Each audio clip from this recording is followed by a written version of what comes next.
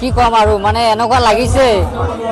সেইটো আৰু মই মানে ভাষা মই প্ৰকাশ কৰিব নোৱাৰো কাৰণ আজি শিৱসাগৰৰ ৰাইজে মোক ইমান মৰম চেনেহ দিলে চাৰিওফালে মই ঘূৰিলো মই গম নাপাইছো মই ক'ত আহিছো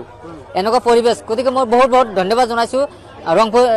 শিৱসাগৰৰ ৰংপুৰ ৰাইজক মই অশেষ ধন্যবাদ জনাইছো যিহেতু মই কোকৰাঝাৰৰ পৰা আজি শিৱসাগৰত মাতিছে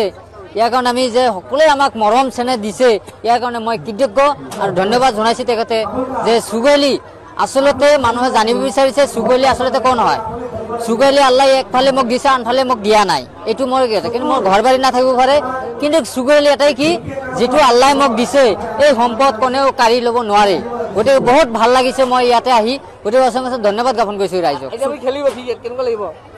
চাওঁ মই খেলিবৰ কাৰণে ভাল লাগিব যেতিয়া মই কেতিয়াও খেলা নাই গতিকে ফিল্ডত এতিয়া মাতিছে এবাৰ চাম শুকুৰালি প্ৰথম শিৱসাগৰ আগতে আহিছিলো কিন্তু আমি প্ৰগ্ৰামত অনুষ্ঠানত মই অংশগ্ৰহণ কৰা নাই আজি প্ৰথমতে অংশগ্ৰহণ কৰিলো শিৱসাগৰত হয় মই অংশগ্ৰহণ কৰিম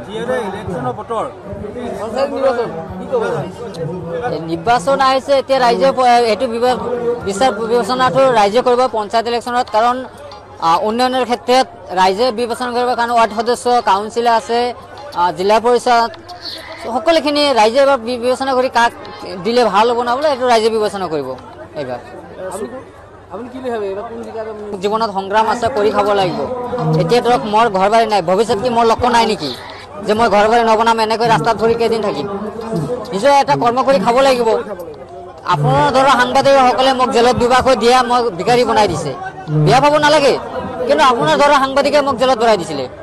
মিছাই ইয়াতো আমি যত পটকৈ প্ৰমাণ হ'লে চুগাইলেও সঁচা যে দুৰ্নীতি কৰা নাছিলে ভাল কাম কৰিছিলে সেইটো মানে প্ৰমাণ হৈছে কতে যিমান বদনাম কৰক থাকক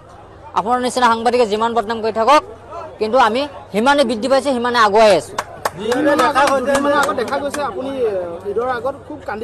যে মোৰ কেতিয়াবা বেয়া লাগে কাৰণ ঈদৰ সময়ত এটাই কওঁ যে দুখীয়া মানুহৰ ঈদ নাই দুখীয়া মানুহৰ কোনো ফূৰ্তি নাই সেইটো মোৰ যে মই যেটো কাম কৰিছিলো সেইটো ওপৰত যে নিউজ বজালে মই ভাল পালেহেঁতেন কিন্তু মিছা মিছা বদনাম কৰি আজি এনেকুৱা পৰিস্থিতি হৈছে আজি নিজে ঘৰত যাব পৰা নাই আজিলৈকেও আজি মোৰ মাক মই চাব পৰা নাই এটা অশান্তিত আছো সেইকাৰণে মই দুখ লাগিছে কেতিয়াবা ঈদৰ দিনা আমাক খবৰ লোৱা নাই কিন্তু যেতিয়া নিৰ্বাচন আহে তেতিয়া মাতিছিলে মই গৈছো মই ভাৰতীয় জনতা পাৰ্টিক ভাল পাওঁ আৰু মনৰ আন্তৰিক ভাল পাওঁ কাৰণে আমি তেওঁলোকক আমি সহায় কৰিছিলো যিহেতু মোক মাতিছিলে এতিয়া তেওঁলোকে যদি আমাক সহায় কৰা নাই মামা তাতে আমি কোনো দুখ পোৱা নাই নকৰিলে আমি কি কৰিম এতিয়া মোৰ সেইটো হৈছে যে মোক আজিলৈকে মোক কোনো ধৰণৰ সহায় কৰা নাই কিন্তু তথাপি আমি দুখ পোৱা নাই আমি ভাল পাই আছো আই লাভ বিজেপি কৈ মই নকওঁ কাৰণ মই গালি নিদিওঁ জনে যেনেকুৱা ব্যৱহাৰ কৰে তাৰ লগত তেনেকৈ মই ব্যৱহাৰ কৰিম